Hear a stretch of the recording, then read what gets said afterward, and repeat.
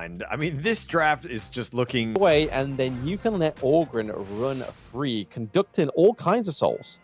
Yeah, and I mean, they have a lot of mobility, right? You have the Death at Sunset with the Elaine. You've got Arlie with the List Steps. You have just potential of just kind of baiting it out. I think there's going to be a lot of pressure on Kakarot to make the right play, to get that Tremor Smash, so it hits the right target at the right time.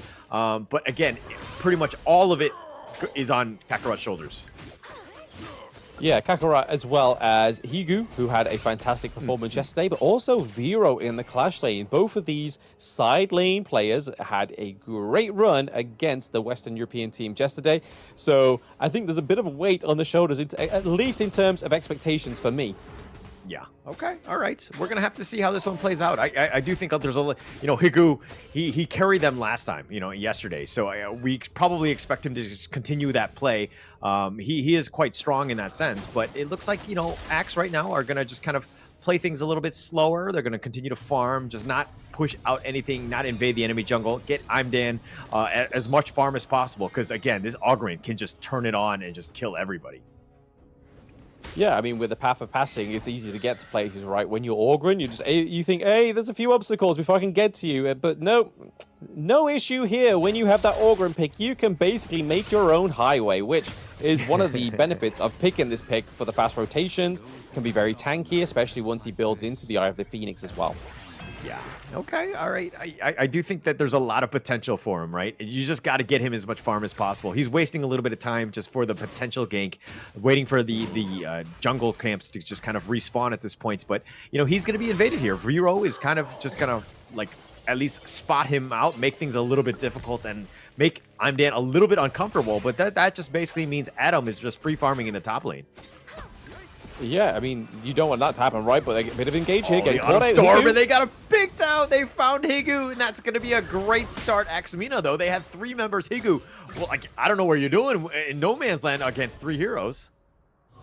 Yeah, I mean, we saw a little bit of a what could have been a positive engage for the side of GS team. They rotated down the Liam Poe. They also rotated down the Dune as well. But then all of a sudden, it's kind of just like, hey, we've got resources to get, guys. Can we just, like, it's a bit of a stalemate, which it was just a game of patience at that point. Yeah. And, I mean, it paid off in spades. Getting that first blood, moving on. I mean, that net worth lead. Oh, the Unruly Blade goes for the Wind Slash as well. Reaper 7 just barely missing. Yeah, but that would have been a nice knock-up onto the lane. It would have mean that Mayim would be able to get in there a little bit closer, more within hugging distance, but more so, not the hugs that you want, the hugs that you don't want. Those brutal CC, plenty of damage, just non-loving hugs, just smothering with hate. Yeah, those are the worst ones. And those are usually by, relatives, like your aunts and uncles, right? Those are the worst. Yeah, but it looks like I'm fatal, though. Yeah. Not quite as fatal, though. Yeah, and baiting is going to be super important, right? I mean, we talked about it already in the sense of just, Kakarot on that Liam Poe has to be perfect. I think the Tremor Smash. Oh, speaking of which, looks like they've gotten a body and they're going to start things off strong. And that's one way of doing it. GS just really sticking it to him. But nice Cannon Blast onto 3. Yeah, I think that little technical pause got him a little bit frustrated there. They definitely portrayed it onto the Gorge, right? There's like, hey, I'm mad. My phone just crashed. I'm ready to go for an engage. Yeah, and it looks like they're going to go for more, though. Nice Wind Slash finds him, and they've gotten Imdan. He's going to just run away. He's going to leave his teammate alone, who Death at Sunset's Adam just trying to just make a beeline for it. But the Moonlight Flash, oh, the burst ramp finally does connect onto Adam. Are they able to slow him down? Are they able to get the kill? Nice meteor kill, but the tower shot is going to take him out. Higu will take credit for this one, and they've also gotten a body again. So, man, that's a huge turn of events for GS. Yeah, not a good start for MENA because obviously Badi goes down twice. They are about to lose the neutral objective. They didn't have the destructive deluge there, but okay, Tremor Smash. Tremor Smash Kakarot. Oh, he's a little bit low. I don't know why he went in. He's not going to dodge the Cannon Blast. Giant snipes him out. Kakarot, a little too aggressive, I would say. Yeah, still feeling the frustration from that technical pause, clearly. But, like you said, we're not too sure why he went in. He was the only hero that had the means to get through that wall, right? Obviously, the Unruly Blade could have come through for Reaper, but he would have definitely wanted to save that to go onto somebody. But hey, these things happen, right? They don't always work out the way we want them to. But right now, we're seeing that MENA, despite all the faults that they had earlier on, are ahead with the gold. Yeah, they are ahead. Blue I mean, team Axemina's has still destroyed in a prime tower. position, but they had a really good start, but they kind of, let GS get a couple kills and get themselves back in this game. I think they need to slow things down. Get Dan a little bit more farm. He's level 9 right now, trying to do what he can. And this Ogren, once he gets online, super scary. Super scary, but even scarier is a 2v1 between Dune and Mayim, right? But Adam's able to get out of there, just got free. Doesn't die, takes a few blows, but is able to get out. We see the teleport mechanic come from Vero here, going down to the bot lane. Red team. Yeah, Adam's going killing to scout that spree. one out, but they've Blue gotten team has Travis. slain Travis an is going to be enemy. killed, and it looks like they've gotten Shiro in return. So they're trading mid for mid at this point. But now, I'm Dan on the run. The path of passing doesn't. Oh, the death of precipice. The conductor of souls, and he's looking to turn this around. The tremor smash does connect onto Dan. He's trying to fight. The infinite fastness goes into this one. He's starting to do some damage.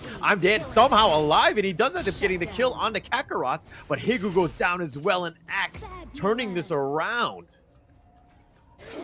Yeah, a little bit of trouble there for the side of for GS team, sorry. They tried to go for 7M Dan. He soaked a lot of that damage, and then that was just enough for his team to basically respond effectively and get 2 kills on the board rather than being at death now. But Shiro goes down. Is that going to be it? Yeah, it might be. Okay, Unruly Blade by Reaper 7. He's going to be back. The Frost Touch keeping him alive, at least for now. The Cannon Blast connecting onto 2. Travis probably not going to overcommit for this one. But they got Shiro. They got Shiro, they got the gold lead. They are happy to have this early game lead on the side of MENA. But so far, it's looking very much quite brawly, right? We see GS the team Death going into these Precipice. fights. He's going in. The Conductor of Souls. Sorry to cut you off, but Dan. He's just getting gone on. Kakarot just trying to force it out. And it looks like Dan turns it around. That heal is on point. Absolutely. The Conductor and Souls coming through very, very well timed there for the side of GS team. But right now, we are seeing MENA just completely dominate so far within this game 1. Like I say, back to my point, very brawly. We've seen that GS team likes to fight, but right now they don't have the objectives behind them to fight. Yeah, and I mean, this is the difference between yesterday's games, right? Where Higu got going, he started to get a lot of farm, and then he was able to they were constantly able to fight off of the lead that Higu had. This one, it looks like he needs to farm a little bit more, seeing as that he's kind of a little bit behind in terms of overall farm. I mean, he's still high on that list in terms of his team, but again, I don't think he has the right itemization yet to be going in for this one. But Adam going in for this one. They get the top T1. They're going to force this one out. Adam tries to go for the meteor kill, but the infinite vastness and Higu zips on out of there. He takes the... Oh, he's going to go for the Uber. He's going to go in for this. He's going to dive in. Higu trying to fight this. He has to ride the wind, but he somehow survives. But it looks like Reaper 7 not as lucky. He's going to be killed. Yeah, a lot of blows being traded there. A lot of low health coming out of that last engage. But really, MENA coming out on top there, taking that T1. Pretty much damaging a lot of the T2 as well. But that really opens up this T1 in the mid lane as well, which is a nice rotation overall for MENA, showing that they have a little bit more of a control on the Gorge. Yeah, a lot of control, right? That top was, I mean, yeah, you pushed them all back. Nobody really, they did get Shiro or whatever. But in the end, it was just kind of a feint to take that mid T1. Everything happened to go their way. MENA right now in full control. They've got a 5K net worth lead, and it looks like they're going to take this Tyrant here.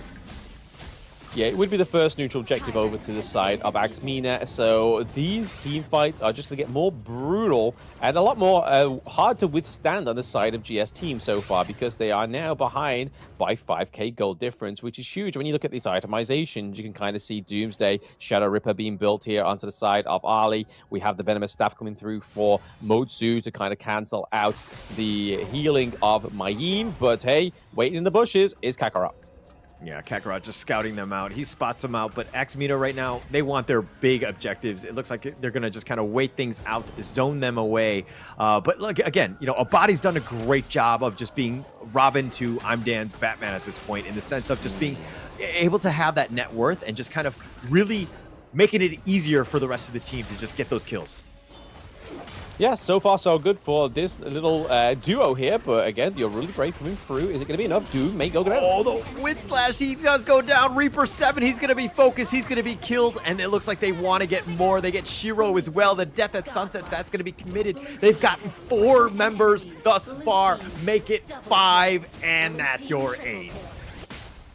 Yes, it's the first ace of the day, which could spell for something very crazy. I believe it was GS Team yesterday that got 3 aces on the board in one game, right? But now they are on the receiving end. They have taken down the high ground turret in the mid lane, looking for that one in the clash as well. Yeah, Reaper 7, can he make the miracle hold? They're going to focus on the base. They think inside the box is slowing it down, but they take the base, and they will take game